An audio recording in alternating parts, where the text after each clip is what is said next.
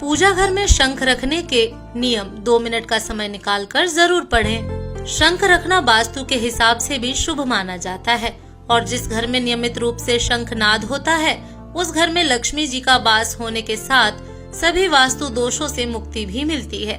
आमतौर पर सभी के घरों में शंख जरूर रखा होता है।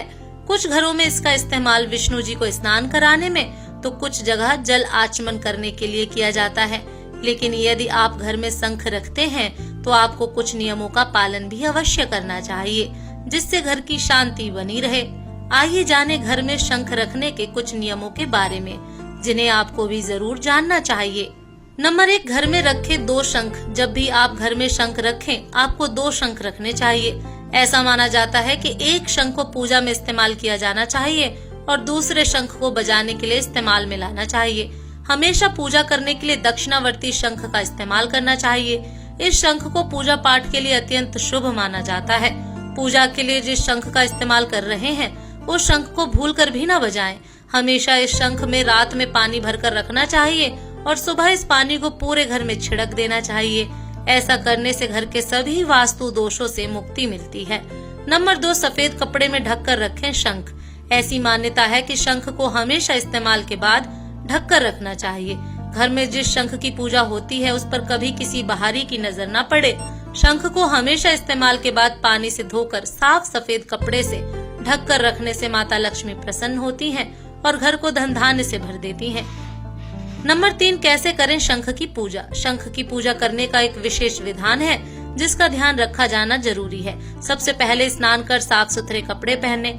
उसके बाद एक पात्र में शंख को दूध, गंगा जल आदि से स्नान करवाएं। साफ कपड़े से पोंछकर दूध तथा केसर मिश्रित घोल से शंख पर श्री एकाक्षरी मंत्र लिखें और उसे तांबे अथवा चांदी के पात्र में स्थापित कर दें।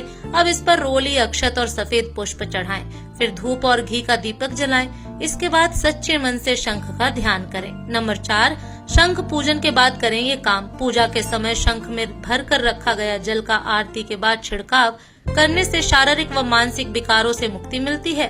साथ ही जीवन में सौभाग्य का उदय होने लगता है। नंबर 5, इन बातों का रखें ध्यान। शंख के अंदर जल भरकर नहीं रखना चाहिए। शंख को धरती पर भी नहीं रखना चाहिए। इसे हमेशा एक साफ कपड़ा बिछाकर रखें। पूजन के समय शंख में जल भरकर रखा जा सकता है। शंख को पूजा के स्थान पर रखते समय खुला हुआ भाग ऊपर की ओर होना चाहिए। इसे हमेशा भगवान विष्णु, लक्ष्मी या बाल गोपाल की मूर्ति के दाहिने ओर रखें।